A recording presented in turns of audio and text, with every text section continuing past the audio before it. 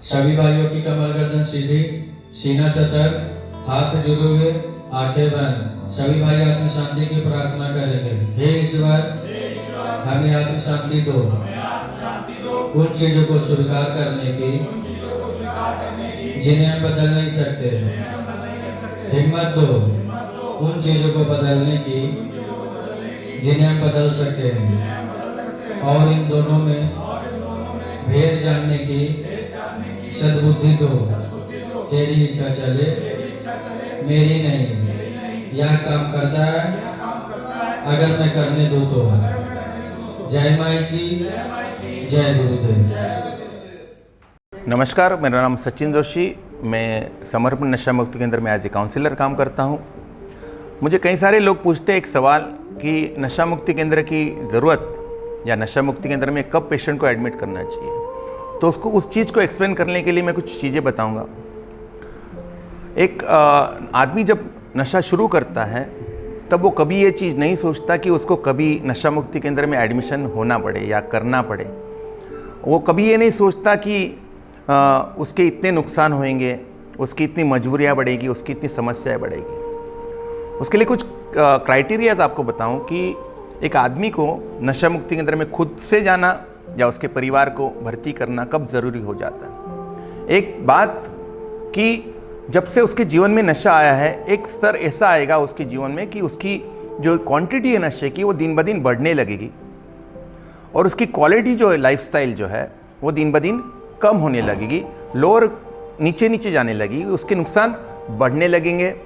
Pleasure level जो है नशे का जो सुरूर आता है वो धीरे धीरे कम होने लगेगा और उसका पेन लेवल धीरे धीरे बढ़ेगा। ये ज़रूरी नहीं है कि ये चीज़ 1 महीना 2 महीना 3 महीने में हो। इसको लग सकता है समझो 1 साल 2 साल, depend on person to person, कौन सा नशा है, कितनी क्वांटिटी में है, क्या कर रहा है, कितना नशा कर रहा है, उसकी फिजिकल हेल्थ कैसी है, वो कैसे बैकग्राउंड से है, कैसे सर्कमस्टेंसेस में रहता है, उसके इनपुट क्या है, उसका इनकम क्या है, फाइनेंशियल प्रॉब्लम उसको आनी है तो 1 साल में आएगी कि 2 साल में आएगी। लेकिन ये बात सच है, अगर आदमी एडिक्शन इस बीमारी में अगर ग्रसित होता है तो एक बात 101% श्योर है कि वो नशा नहीं करता है, उसको नशा करता है। मतलब वो शराब नहीं पीता है, उसको शराब पीती है। डिपेंडेंसी है। अगर डिपेंडेंसी है और वो आपकी जो जीवन में जो कार्य क्षेत्र है, शारीरिक, मानसिक, आर्थिक, सामाजिक, पारिवारिक और spiritual and not very important but we can say एक सेक्सुअल लाइफ जो रहती है उसके ऊपर भी उसका इम्पैक्ट बहुत ज़बरदस्त पड़ता है। अब इन सभी क्षेत्रों में अगर मानसिक, शारीरिक, आर्थिक, पारिवारिक, social, financial, spiritual and sexual, इसके अलावा जीवन में और कुछ नहीं है और इस सभी पे उसका अगर एडवर्स इफेक्ट पड़ता है और फिर भी वो करता है और नशे की वकालत करता है, जैसे कि कभी दोष देना, ब्लेम करना, जस्टिफाई करना, एक्सक्यूज देना, इसका सहारा लेकर वो खुद नशे की वकालत करता है, जबकि वो चीज़ ये जानता है, शुरुआत से ही जानता है कि ये चीज़ नशा ये सही नहीं है। कभी कभार करके जो सोचने वाला व्यक्ति है वो रोज़ करने लगा, इतना करने लग गया कि उसका जीवन डिस्टर्बेंस से भरने लग गया। फिर वो उसको छोड़ नहीं रहा, उसकी वकालत कर रहा है नशे के लिए। बहाने 16,000 बहाने नशा करने के, रोज़ कोई ना कोई बहाना मिले जाएगा। आज क्यों है तो आज संडे इसलिए कर लिया, आज क्यों है तो आज मंडे इसलिए कर लिया, आज क्यों है तो आज मैच है इसलिए कर लिया, आज मैच नहीं है इसलिए कर लिया। कुछ भी बहाने करके वो नशे की वकालत करता है, नशे के लिए बहाने ढूंढता है और वो ये नहीं जानता कि नशा उसकी मजबूरी। अगर वो नहीं करता है तो उसको तकलीफ चालू हो जाती है, परेशानी चालू हो जाती है, उसका जीवन अस्त व्यस्त हो जाता है। एक नशेबाज एक समय में अगर देखा जाए तो वो बहुत अच्छा व्यक्ति होता है। घर वाले, मेरे यहाँ जितने भी पेशेंट आते हैं उनके घर वालों का, सभी का कहना, करीब करीब सभी का कहना यही होता है कि अगर ये नशा नहीं करता है तो इसके जैसा लड़का नहीं है। फिर ऐसा क्या हो जाता है कि वो नशा करता है तो फिर बुरा बन जाता है। नशा बुरा बनाने वाली चीज़ है, क्योंकि हम सभी जानते हैं कि नशा गलत चीज़ है, लेकिन फिर भी वो नशा करता है और उसको सबसे बड़ी चीज़ ये होती है कि उसको ये पता ही नहीं है कि वो बीमार है। वो एडिक्शन इस नाम की बीमारी से ग्रसित है और फिर बार बार वो परिस्थितियों को दोष दे, कभी माता पिता को दोष दे, कभी पैसे के दोष दे, कभी प्रमोशन का बहाना बनाए, कुछ ना कुछ कारण करके वो चीज़ वो करता है और इसके कारण एट द एंड वो एक ही रिजल्ट पाता है कि नशे का क्वांटिटी बढ़ गया, प्लेजर लेवल कम हो गया और पेन लेवल बढ़ गया। पेन लेवल बढ़ा तो नशा भी बढ़ा लिया। पेन लेवल और बढ़ा तो नशा और बढ़ा लिया। कुछ लोगों का पेन लेवल बढ़ गया, नशा बढ़ गया, तो उन्होंने 2-2 नशे करना शुरू कर दिया। कुछ 2-2 नशे में भी संतुष्ट नहीं हो पाए तो 3। अगर आदमी 100 नशे भी कर ले तो भी वो कभी संतुष्ट नहीं हो सकता। नशे में आदमी कभी भी संतुष्ट नहीं हो सकता। एक नशेबाज कभी भी सेटिस्फैक्शन लेवल तक नहीं पहुंच सकता। नशेबाज हमेशा सीकिंग प्लेजर के मोड में रहेगा, हमेशा वो सुरूर को ढूंढता रहेगा। जो सुरूर आता है उसमें नशेबाज कभी खुश नहीं होता। और एक स्थिति आती है जब नशेबाज सीकिंग प्लेजर से सीधा पेन लेवल में चला जाता है। और एक बार ऐसी भी होती है कि अगर नशा नहीं करेगा तो तकलीफ होती है शारीरिक मानसिक तरीके से, जीवन को फेस नहीं कर पाता। काम करना है तो भी नशा करना है, खाना खाना है तो भी नशा करना है, नहीं खाना है तो भी करना है, सोना है तो भी करना है, जागना है तो भी करना है। हर चीज़ में उसको नशे का ज़रूरत पड़ने लगता है। और ये सब मजबूरियाँ जब हो जाती है फिर उसका माइंड ये कहता है कि नशा एक प्लेजर है। ये प्लेजर नहीं, ये ट्रैप है, एक जाल बिछाया हुआ है। क्योंकि ये बीमारी का नाम है कनिंग एंड बैफलिंग डिसऑर्डर, चतुर चालाक बीमारी है। और इसमें हमारा ब्रेन हमारे खिलाफ काम करता है लेकिन हमको पता नहीं होता। और ये तब पता चलता है जब हम नशे को रोक लेते हैं और एब्स्टिनेंस पीरियड में जाते हैं, जब डिपेंडेंसी खत्म हो जाती है, तब जीवन की वास्तविकता समझ में आती है। अगर ऐसा है तो शायद मैं ये कह सकता हूँ कि हर नशेबाज कभी ना कभी नशे के बाद में ये विचार ज़रूर करता होगा कि यार बंद करते हैं या कम करते हैं। लेकिन ना ही वो बंद कर पाता है ना कम कर पाता है। वो तभी कर पाता है जब उसको एक्सटर्नल मदद मिलती है, जैसे कि समर्पण नशा मुक्ति केंद्र की जब उसको मदद मिलती है तब वो बंद कर पाता है और जीवन की वास्तविक सच तक पहुंच पाता है, जहाँ पर उसको बीमारी क्या है इसके बारे में समझ में आता है, होश में आ जाता है। नशे में तो वो बेहोश है, होश में नहीं है। अगर दिन के 24 घंटों में अगर एक आध घंटा आदमी बेहोशी में रहे तो शायद चल सकता है, लेकिन है तो रॉन्ग ही। लेकिन नशेबाज 1 घंटे के लिए नहीं, 2 घंटे के लिए नहीं, 3 घंटे नहीं, बहुत ज़्यादा नशा करने के लिए, नशा छुपाने के लिए, सब उसके 24 घंटे जो नशे के इर्द गिर्द विचारों में चल रहे हैं, तो जीवन कैसे बेटर होगा।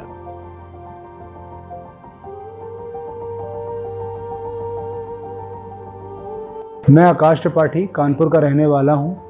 मैं समर्पण नशा मुक्ति केंद्र में पिछले 2 महीने से हूं और यहां आने से पहले मैं शराब का सेवन करता था, जिसकी वजह से मेरे जीवन में बहुत कठिनाइयां हुई। मेरा जीवन पूरी तरह से अस्त-व्यस्त हो गया, जिसके बारे में मैं आज आप लोग को बताऊंगा। सबसे पहले तो जो अधोपतन मेरे जीवन में हुआ है वो मेरा स्पिरिचुअल आध्यात्मिक रूप से बोलते हैं, जिसमें कि मैंने घर पे झूठ बोलना शुरू कर दिया, अपने कर्तव्यों से भागना शुरू कर दिया, अपने घर वालों का दिल दुखाना शुरू कर दिया। हर छोटी बड़ी बातों में मैं टॉप प्रायोरिटी पे शराब को रखता था, उसके बाद किसी और चीज़ को रखता था। पैसे का सपोर्ट घर पे बिल्कुल नहीं करता था। मेरे पापा रिटायर हो चुके हैं, घर पे बिल्कुल भी उनको मैं फाइनेंशियली सपोर्ट नहीं करता था। तो स्पिरिचुअल रूप से मैं पूरी तरह से मेरे जीवन में अधोपतन हो गया था। उसके अलावा पारिवारिक रूप से अगर बात करें तो मेरा बहुत छोटा सा परिवार है, जिसमें मेरे मम्मी, मेरे पापा, मेरी वाइफ और मेरा बेटा है 1.5 साल का। तो मम्मी पापा के प्रति इज्जत बिल्कुल ख़त्म हो गई थी, क्योंकि पापा मुझे शराब पीने से रोकते थे और मुझे ऐसा लगता था कि वो मेरे दुश्मन हैं, कि वो मेरी आज़ादी मुझसे छीन रहे हैं। तो उनसे कई बार इस चीज़ को लेकर बहस भी हुई। मम्मी, कई बार उनकी तबीयत भी ख़राब होती थी, बहुत बुरे सिचुएशन में होते थे मम्मी पापा, लेकिन मैं हमेशा उनको छोड़ के बाहर शराब पीने चला जाता था, दोस्तों के साथ समय स्पेंड करता था, घर से बाहर रहता था, सिर्फ़ और सिर्फ नशे के कारण। और बात करें मेरी बीवी की, तो 2 साल पहले मेरी शादी हुई है। तो जब नई नई शादी होती है तो आदमी अपनी बीवी को बहुत समय देता है। मैंने वो कभी नहीं किया, कभी उसको बाहर घुमाने नहीं लेके गया, पिक्चरें दिखाने लेके नहीं गया। जहाँ मतलब छोटी से छोटी चीज़ अगर बात करें तो पानी पूरी खिलाने भी उसको बाहर लेके नहीं गया। तो वो भी काफ़ी इस चीज़ को लेके दुखी थी। मेरा बेटा है 1.5 साल का बेटा। जब मेरा बेटा पैदा हुआ तो मैंने सोचा था कि मैं शराब छोड़ दूंगा, लेकिन उसके पैदा होने के सेलिब्रेशन में ही मैंने शराब पी और फिर वो चीज़ कंटिन्यू रही। मैंने अपने बेटे को भी कभी समय नहीं दिया। तो जो एक बच्चे के बचपन का समय होता है, जब वो चलना सीखता है, मम्मी पापा बोलना सीखता है, वो सब मैं कभी देख ही नहीं पाया, क्योंकि मैं शराब में पूरी तरह से लीन था। तो ये पारिवारिक अधोपतन था मेरा। इसके अलावा सोसाइटी में मैं बिल्कुल एक्सेप्टेड नहीं था। मैं दूर से आता था, मेरे रिश्तेदार, नेबर्स, जो आस पड़ोस के लोग थे, वो सब दरवाज़ा बंद कर लेते थे मुझे उनके घर की तरफ आता देखकर, ये सोचकर कहीं मैं उनसे पैसे ना मांग लूँ शराब पीने के लिए। उसके अलावा मेरे रिश्तेदारों में मैंने अपने ही भाई की, अपने ही मामा के बेटे की गाड़ी तोड़ दी नशे की हालत में। इस कदर मैं उस पर नाराज़ हो गया था। तो ये सब बुरी चीज़ों ने मुझे बहुत नुकसान पहुंचाया है। उसके अलावा शारीरिक रूप से मुझे काफ़ी नुकसान हुआ। मेरी फिज़िकल हेल्थ पूरी तरह से ख़राब हो गई। मेरा लीवर फैटी हो गया। उसके अलावा सिरोसिस स्टार्ट हो गया मेरे लीवर में। तो जिन लोगों को सिरोसिस के बारे में नहीं पता है, सिरोसिस में अत्यधिक शराब पीने की वजह से आपके लीवर के सेल्स डैमेज होने लगते हैं और धीरे धीरे करके, जैसे कैंसर में अलग अलग स्टेज होती हैं, वैसे सिरोसिस में भी अलग अलग स्टेज होती हैं और धीरे धीरे करके आपका जो लीवर है वो पूरी तरह से ख़राब हो जाता है, वो फेल हो जाता है। तो मेरा सिरोसिस स्टार्ट हो गया था, मेरे सेल्स मरना शुरू हो गए थे।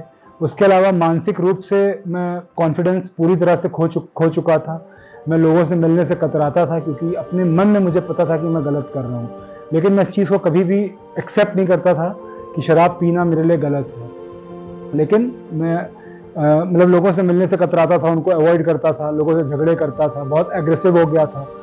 छोटी छोटी चीज़ों में जहाँ पे मेरी नहीं चलती थी, लोग मेरी बात नहीं सुनते थे, मैं सीधे लड़ाई पे उतारू हो जाता था। उसके अलावा फाइनेंशियली मैंने बहुत लॉसेस सहे। मेरी 2 अच्छी नौकरियां शराब पीने की वजह से छूट गई। जहाँ पे एक नौकरी मेरी छूटी क्योंकि मैं शराब पी के ऑफिस पहुँच गया। मैं घर पे शराब पी रहा था, ऑफिस से एकदम से फ़ोन आ गया कि कुछ ज़रूरी काम है, आ जाओ। तो मुझे जाना पड़ा। तो जब मैं वहाँ पहुँचा तो मेरे ऑफिस वालों को पता चल गया कि मैं शराब पी के आया हूँ और उन्होंने मुझे सीधे ही टर्मिनेट कर दिया। उसके अलावा दूसरी नौकरी भी मेरी छूटी इसी कारण से, क्योंकि शराब पीने की वजह से मैं अपने काम में रेगुलर नहीं था। मैं ऑफिस कभी जाता था, कभी नहीं जाता था। जब जाता था तब अधिकतर देरी से पहुंचता था क्योंकि पिछली रात देर रात तक शराब पी होती थी। तो इस वजह से मेरी नौकरी छूट गई। जो जितनी भी नौकरियां थी, सारी नौकरी मेरी शराब की वजह से छूटी हैं। उसके अलावा उधारी आ गई मेरे ऊपर काफ़ी, लगभग 4.5-5 लाख रुपए उधारी पे चला गया मैं, क्योंकि सैलरी जो आती थी जब वो ख़त्म हो जाती थी तो मैं उधार लेके शराब पीता था, तो जिसकी वजह से मुझे उधार लेना पड़ता था। मैं बहुत सारी उधारी में चला गया। तो ये फाइनेंशियल लॉस हुआ मेरा, जिसका मुख्य कारण शराब है। तो बहुत कोशिश करी मैंने बाहर शराब छोड़ने की। मेरे घर वाले मुझे मंदिर लेके गए, उन्होंने मुझे कई तरह की जड़ी बूटियों का सेवन करवाया कि मैं शराब छोड़ दूं। जब वो भी नहीं हुआ तो उन्होंने मुझे डॉक्टर को दिखाया। जब मैंने डॉक्टर को दिखाया तो डॉक्टर ने मेरे सेशंस भी लिए थे, ऑनलाइन सेशंस लिए थे डॉक्टर ने मेरे, और मुझे कई तरह की दवाइयाँ दी थी जिससे मुझे शराब पीने का मन ना करे।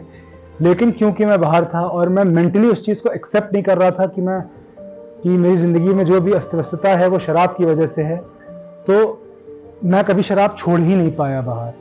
मैंने दवाइयाँ खाई, मैंने जड़ी बूटियाँ खाई, मैं मंदिर गया, मैंने बहुत तरीके अपनाए। घर वालों ने मुझे डांटा, डपटा, मारा, हर तरीके से समझाने की कोशिश करी, लेकिन मैंने शराब बंद नहीं करी। जब मैं डॉक्टर की दी हुई दवाइयाँ खाता था तो मेरी बॉडी में चेंजेस आते थे, जैसे कि मुझे शराब पीने की इच्छा नहीं होती थी, लेकिन मन ऐसी चीज़ है जिसको मैं रोक नहीं पाता था और जाकर शराब पी लेता था, जिसकी वजह से साइड इफ़ेक्ट्स भी होते थे। मेरा ब्लड प्रेशर हाई हो जाता था, मुझे चक्कर आते थे, कान में सीटी सी बजने लगती थी। तो इसके बावजूद मैं खुद को नहीं रोक पाता था। मेरा खाना पीना बिल्कुल बाहर कम हो गया था। मैं पूरे दिन में कुल मिला के 1 से 2 रोटी खाता था। उसके अलावा ज़्यादा से ज़्यादा समय मैं शराब पीता था, जिसकी वजह से मुझे खाने की इच्छा ही नहीं होती थी। और मैंने कई बार कोशिश करी शराब छोड़ने की, 4 दिन 5 दिन खुद को रोक पाता था, बहुत ज़्यादा होता था तो, और फिर मैं शराब पीना शुरू कर देता था। तो शराब छोड़ना बाहर मेरे लिए बिल्कुल ही मुश्किल था और एक तरीके से बोलूँ तो नामुमकिन था। नमस्कार, आकाश त्रिपाठी मेरे पेशेंट हैं, मैं उनका काउंसलर हूँ। उनके साथ मेरी कई बार सीटिंग्स होती है, काउंसलिंग होती है, बातचीत होती है, एज ए फ्रेंड भी बातचीत होती है, क्लासमेट्स में भी बातचीत होती है, शुरुआत में भी बातचीत होती है, आजकल भी बातचीत होती है, लेकिन दोनों में अंतर बहुत है। पहले जब वो आए थे तो उस समय वो बहुत ज़्यादा परेशानियों से, गुस्से से डिस्टर्ब माइंडेड लग रहे थे, बहुत ज़्यादा स्ट्रेस लेवल बहुत हाई था, क्या होगा वही चिंता बहुत ज़्यादा थी, कहीं ना कहीं अंदर गुस्सा खुन्नस लग रही थी, या शायद मेरे साथ गलत हो गया ऐसा उनके मन में चल रहा था। लेकिन डे बाय डे जब उन्होंने क्लासेस अटेंड करी, नशे की क्रेविंग खत्म हुई, डिटॉक्स पीरियड चला उनका, डे बाय डे उनका जब क्रेविंग खत्म हुआ वो नॉर्मल हो गए, शारीरिक रूप से क्रेविंग खत्म हो गई। उसके बाद उनको योगा करना है, शेयरिंग क्लास करना है, जो इनपुट सेशन है वो भी अटेंड करना है, भजन क्लास में भी बैठना है, एक शेड्यूल, प्रॉपर शेड्यूल। जब उन्होंने फॉलो करना शुरू कर दिया तो आज उनके अंदर बहुत ज्यादा सकारात्मक बदलाव हम देख पा रहे हैं। आज वो अपनी जिम्मेदारियों के प्रति सजग है, आज वो अपने फिजिकल हेल्थ के प्रति सजग है। उनके अंदर फिजिकली मेंटली बहुत सारा अच्छा सकारात्मक बदलाव है। आगे जीवन में क्या करना है इसके प्रति वो डेडिकेटेड है। जीवन में कहां कहां गलतियां हो रही है उसके बारे में वो रियलाइज कर रहे हैं। जैसे घर वालों के प्रति या घर वालों के साथ में झगड़ा करना, गुस्सा करना, मारपीट करना, या समाज में परिवार में कहीं पर भी एरोगेंस करना, चिल्ला चोट करना। डिटेल में बात करते हैं। उनका एक पॉजिटिव पॉइंट ये भी है कि वो ओपन माइंडेड है, सब चीजें वो मेरे सामने रख देते हैं सो दैट उनका एनालिसिस करना मेरे लिए आसान हो जाता है। कई सारे एडिक्ट अपनी चीजें बातें जो रहती है वो छुपाते हैं, लेकिन आकाश में एक पॉजिटिव चीज ये है कि वो जो भी है फाइनेंशियल हालत जो भी है, परिवार के हालात जो भी है, उनको क्या क्या लगता है वो भी है, सब मुझे ओपन माइंडेड ले एज ए फ्रेंड मुझे बताते हैं और मैं भी समझता हूं उनकी जो चीज है, क्योंकि उनका पहला एडमिशन है नशा मुक्ति केंद्र में, जहां तक उन्होंने मुझे बताया था। और मैं हमेशा यही चाहता हूं कि नशा मुक्ति केंद्र में पहला एडमिशन आखिरी एडमिशन हो। उसके लिए वो जो इंपॉर्टेंट चीज होती है डेडिकेशन, वो उनके अंदर है, सकारात्मकता भी है, समय भी वो दे रहे हैं। जबकि जब आए थे तब दिमाग में रिजर्वेशन था कि मैं 30 दिन या 25 दिन बाद चला जाऊंगा। उनका रिजर्वेशन ब्रेक हुआ, लेकिन उन्होंने उनका शेड्यूल जो था यहाँ पर, आजकल वो शेड्यूल आज भी मेंटेन करते हैं। 25 दिन बाद जब उनका रिजर्वेशन खत्म हुआ तब भी मेंटेन किया। बीच में उनका बर्थडे आया, फिर भी वो अच्छे से उस चीज को समझ चुके थे कि यहाँ पर जो समय है ये बहुत इंपॉर्टेंट समय है, छोटी छोटी बातों से अपन को नाराज होकर नहीं चलेगा। उन्होंने अपने आप को ट्रैक पे रखा हुआ है, डे बाय डे उनके अंदर इंप्रूवमेंट हो रही है। और रिकवरी इज ए प्रोसेस। हम ऐसा नहीं कह सकते कि रिकवरी हो गया, रिकवरी हो गया ऐसा नहीं बोल सकते। रिकवरी होते रहता है इंसान में, थॉट्स जो है वो चेंज होते रहते हैं। आज की तारीख में जब उनका मैंने वीडियो देखा या उनकी शेयरिंग जब सुनी, उसमें मैंने पाया कि he is on the right track, वो सही दिशा में जा रहे हैं। और आशा करते हैं कि आगे जीवन में अपनी जिम्मेदारियों के प्रति इसी तरह से सजग रहते हुए जीवन में धीरे धीरे आगे बढ़ेंगे, ना कि जल्दबाजी करेंगे, क्योंकि जल्दी का काम शैतान का, जल्दबाजी नहीं कर सकते। रिकवरी में आराम से शुरुआत करना, स्पीड तो पकड़ेंगे बाद में, पहले थोड़ा आराम से चले, थोड़ा आगे बढ़े, कॉन्फिडेंस हासिल करे कि हाँ भाई नशे के बगैर भी मैं ठीक ठाक रह सकता हूं बाहर। अपनी जिम्मेदारियां धीरे धीरे निभाएंगे, आगे बढ़ेंगे जीवन में। और आशा करते हैं कि वो एक अपने आप को एक उदाहरण स्थापित करे, ना कि दुनिया की नजर में नहीं, खुद की नजर में। और उनका ये पहला और आखिरी एडमिशन हो, यही माई से प्रार्थना करता हूं।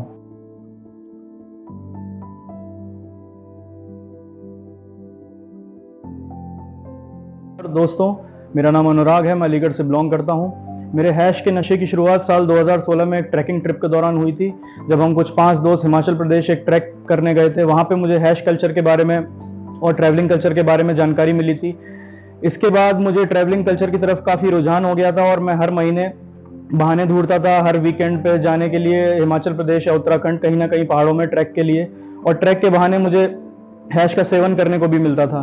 तो इस दौरान मेरा हैश का सेवन काफ़ी ओकेजनली था, मतलब मैं काफ़ी कम यूज़ करता था और बहुत ही स्लोली यूज़ करता था, धीरे धीरे यूज़ करता था। इसके बाद मतलब मेरी जॉब लगी थी, मैं 2 साल काम किया मैंने एक इंडस्ट्री में, मैकेनिकल इंडस्ट्री में। तो इस दौरान जब भी मतलब मुझे इंडस्ट्री से छुट्टी मिलती थी, वेकेशन मिलती थी, लॉन्ग वीकेंड मिलते थे, या फिर कोई भी त्यौहार होता था, तो मैं हिमाचल प्रदेश या उत्तराखंड निकल जाता था अपनी कुछ ट्रैकिंग करने, जस्ट फॉर फन हैश को यूज़ करने। धीरे धीरे मतलब ऐसे करते करते मेरा हैश का प्रयोग जो ओकेजनली था वो धीरे धीरे बढ़ने लगा। 2019 के टाइम के अराउंड मैंने मतलब 2 साल जॉब करने के बाद 2019 को मैंने जॉब छोड़ी थी। जॉब छोड़ने के बाद मैं डिफरेंट इंडस्ट्री में शिफ्ट हो गया था, ट्रैवल इंडस्ट्री में शिफ्ट हो गया था। और ट्रैवल इंडस्ट्री में मैं काफ़ी मतलब कंपनीज के लिए मैं फ्रीलांस करने लगा, काफ़ी कंपनीज के लिए मैंने काम वाम किया। तो इधर उधर मेरे को जाने को मौका मिलता था और इस दौरान मेरा 8-10 महीने रेगुलर मैं हैश का यूज़ करने लगा था। 2019 से 2020 के अराउंड जब लॉकडाउन लगा था, तो लॉकडाउन लगने के बाद मतलब मेरी जॉब छूट गई थी और मैं अनएम्प्लॉयड हो गया था। अनएम्प्लॉयड होने के बाद करीब 1.25 साल मैं घर पे था। इस दौरान मतलब मैंने हैश का कोई प्रयोग नहीं किया था। और 2022 में मैंने एक ट्रैकिंग कंपनी ज्वाइन करी थी, जिसमें मैंने काफ़ी 6 महीने ट्रैक किया था। और इसमें मतलब काफ़ी मतलब एक्सपीडिशंस करी थी, काफ़ी लॉन्ग ट्रैक्स करे थे। तो इसमें मतलब हम पहाड़ों में रहते थे और लोकल लोगों के बीच में रहते थे, तो हम हैश का यूज़ करते थे, ग्रुप्स में यूज़ करते थे और मतलब ट्रैकिंग एक्टिविटीज़ में यूज़ करते थे, एंजॉयमेंट के लिए यूज़ करते थे। आखिरी में जब ट्रैक व्रैक खत्म हो जाते थे, अब मैं उन ट्रैकिंग कंपनीज के लिए मतलब जो भी मैं काम करता था, तो मैं ग्रुप्स को लीड वगैरह करता था। इसके बाद मतलब 2022 के बाद मतलब मैं घर पे आया था, तो घर पे आने के बाद मतलब मेरे फादर मदर, मेरे पेरेंट्स वगैरह, फैमिली वगैरह में क्लैशेस होने लगे थे कि तुम ये क्या कर रहे हो, मतलब अपनी लाइफ के साथ काफ़ी अनस्टेबल लाइफ है तुम्हारी, तुम्हारा करियर पाथ क्या है, तुम एक नॉर्मल लाइफस्टाइल क्यों नहीं फॉलो कर रहे हो।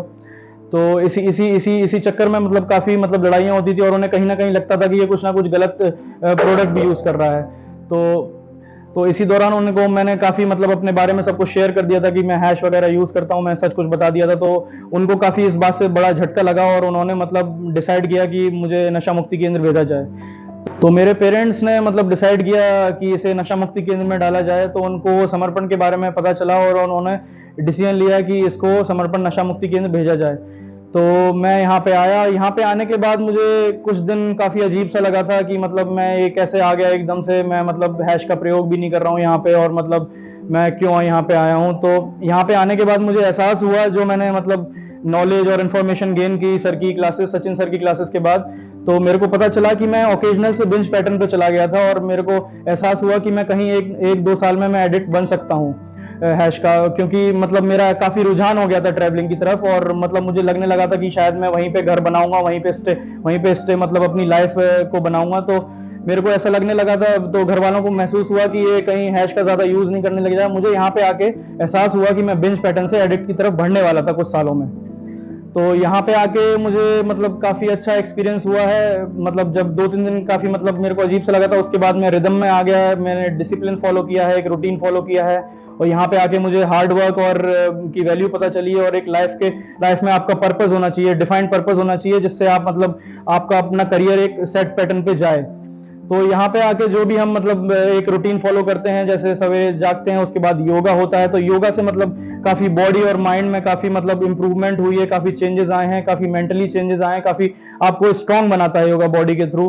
तो उसके बाद हम मतलब भजन सेशंस होते हैं, सुंदरकांड होता है, जो आपको एक आध्यात्म से जोड़ता है, आपको एक आध्यात्म की तरफ ले जाता है। तो आप मतलब काफ़ी स्पिरिचुअली भी काफ़ी स्ट्रांग होते जाते हैं। तो धीरे धीरे ऐसे आपके मतलब काफ़ी मतलब सेक्टर्स इंप्रूव होते जाते हैं, आपकी ब्रेन के, आपकी बॉडी के, आपकी माइंड के, आपकी सोल के। मैं समर्पण नशा मुक्ति केंद्र और यहाँ के संचालक महोदय का तहे दिल से शुक्रिया अदा करना चाहता हूँ। काफ़ी थैंकफुल हूँ मैं यहाँ पे आने के बाद, और मुझे यहाँ पे आने के बाद जो मुझे एहसास हुआ है कि मैं कहाँ गलत था और मेरी ज़िंदगी कितनी अस्त व्यस्त हो चुकी थी, उसका भी मुझे काफ़ी एहसास हुआ है। और मुझे ये पता चला है कि नशा नाश की जड़ है और नशे को छोड़ देना चाहिए और घरों को जोड़ देना चाहिए। धन्यवाद। एक गलत चीज़ करने के लिए अगर ब्रेन इतना एक्टिविटी कर रहा है, इतना सोच रहा है, तो जीवन बेहतर बनाने के लिए, सोचने के लिए है चीज़ें उसके पास, शरीर है, बुद्धि है, परिवार का सपोर्ट है, एजुकेशनल सपोर्ट है, उसकी पढ़ाई लिखाई है, सब कुछ है। लेकिन अगर उसका ब्रेन उसके खिलाफ काम कर रहा है, नशा करने के बाद आदमी का ब्रेन उसके खिलाफ काम करता है। क्या कभी किसी ने सोचा है कि वो अपने माता पिता को दुख देगा? लेकिन नशा करेंगे तो माता पिता को तो दुख होगा ही। ये वो जगह होती है नशा मुक्ति केंद्र, समर्पण नशा मुक्ति केंद्र, वो ऐसी जगह है जहाँ पर हर एक नशेबाज को मदद मिल सकती है, प्रॉपर गाइडेंस मिल सकता है, प्रॉपर मोटिवेशन मिल सकता है, प्रॉपर डिज़ायर उसके अंदर वो चिंगारी जग सकती है जिसके कारण वो नशा छोड़ पाए।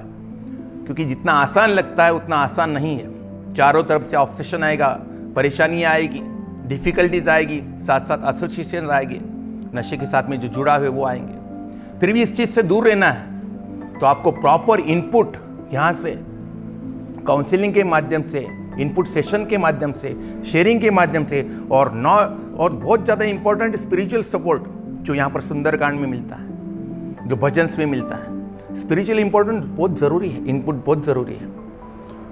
योगा है जहाँ पर आपका शरीर, मन और बुद्धि तीनों के ऊपर काम किया जाता है। इनपुट सेशन है, इसके ऊपर भी काम होता है। इन शॉर्ट, नशा मुक्ति केंद्र में आके आदमी अपने आप को बहुत बेहतर तरीके से सुधार सकता है। नशा मुक्ति केंद्र में किसी को मारना पीटने का कभी उद्देश्य नहीं रहता। यहाँ पर हम पेशेंट को समझते हैं और समझाते भी हैं। पहले उसको समझना पड़ता है, फिर वो समझता है। पहले उसको समझो फिर समझाओ। यहाँ पर वो पेशेंट है, कोई मुजरिम नहीं है, वो डिसीज़ में बीमार है, उसको मदद की ज़रूरत है और हम हमारी तरफ से उसकी पूरी सहायता करने की कोशिश करते हैं और उसको उस दलदल से निकलने के लिए जो जहाँ तक बन सके उसकी मदद करते हैं। उसके परिवार की भी काउंसलिंग होती है, साइकेट्रिक डॉक्टर की अगर ज़रूरत पड़े तो उसकी भी मदद ली जाती है, ज़रूरी हो तो ही साइकेट्रिस्ट की मदद ली जाती है और अगर नहीं ज़रूरी तो कोई ज़रूरी नहीं है साइकेट्रिस्ट की ट्रीटमेंट।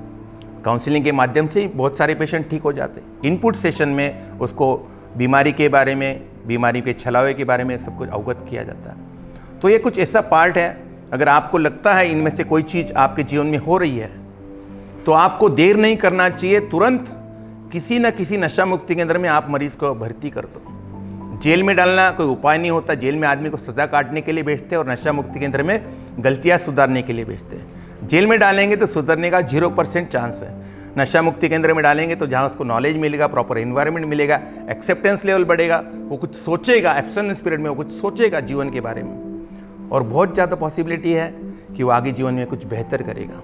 मैं आशा करता हूँ कि आपको ये चीज़ समझ में आई होगी कि नशा मुक्ति केंद्र की ज़रूरत कब पड़ती है, कब लेना चाहिए। अगर कोई आदमी नशा कर रहा है और अगर उसके जीवन में नशे का क्वांटिटी बढ़ रहा है और क्वालिटी जो है जीवन की वो कम हो रही है, परेशानियाँ दिक्कतें बढ़ रही है, नशा नहीं करे तो नॉर्मल नहीं रह पाता, वो एक एबनॉर्मल एक्शन करता है रोज नॉर्मल बनने के लिए, तो उसको ज़रूर खुद से होके नशा मुक्ति केंद्र में एडमिशन लेना ही चाहिए। समय चलता जा रहा है, पता नहीं आगे नुकसान और क्या क्या इंतज़ार कर रहे हैं। संभावना करता हूँ, आशा करता हूँ कि ये वीडियो आपको समझ में आई होगी। नमस्कार।